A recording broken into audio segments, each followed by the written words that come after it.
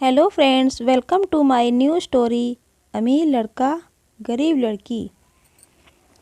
एक अमीर लड़का था, उसे एक गरीब लड़की से प्यार हो गया। वे लड़की एक गरीब किसान की बेटी थी और वह बहुत खूबसूरत भी थी। किसान की बेटी सुंदर होने के साथ साथ काफ़ी समझदार भी थी। एक दिन लड़के ने उस लड़की से कहा, मैं तुमसे बहुत प्यार करता हूँ और तुमसे शादी करना चाहता हूँ।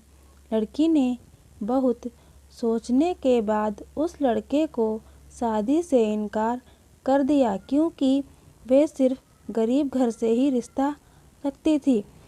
कुछ दिनों बाद लड़के ने लड़की के माता पिता से बात की और उस लड़की को समझाया। काफ़ी समझाने के बाद वह लड़की मान गई और दोनों की शादी हो गई। शादी के बाद लड़का उसे बहुत प्यार करता था। शादी के बाद दोनों का वैवाहिक जीवन बहुत अच्छा चल रहा था, लेकिन कुछ महीनों के बाद लड़की को चर्म रोग हो गया, जिसके कारण उसकी खूबसूरती ढलने लगी। लड़की को अब यह डर सताने लगा कि उसकी खूबसूरती ढलने लगी है। लड़की को अब यह डर सताने लगा कि उसकी खूबसूरती ढलने के कारण कहीं उसका पति उसे छोड़ ना दे। लड़की उस चर्म रोग को ठीक करने का हर संभव प्रयास करती। एक दिन वे लड़का काम से दूसरे शहर गया।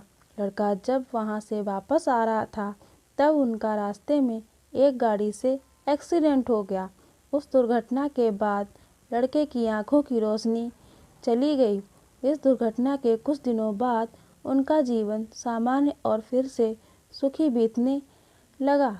वह लड़की चर्म रोग की वजह से कमज़ोर और बदसूरत हो गई, लेकिन पति अंधा होने के कारण उनका वैवाहिक जीवन ठीक से चलता रहा और दिखाई न देने के कारण उसका पति उससे पहले की तरह प्यार करने लगा।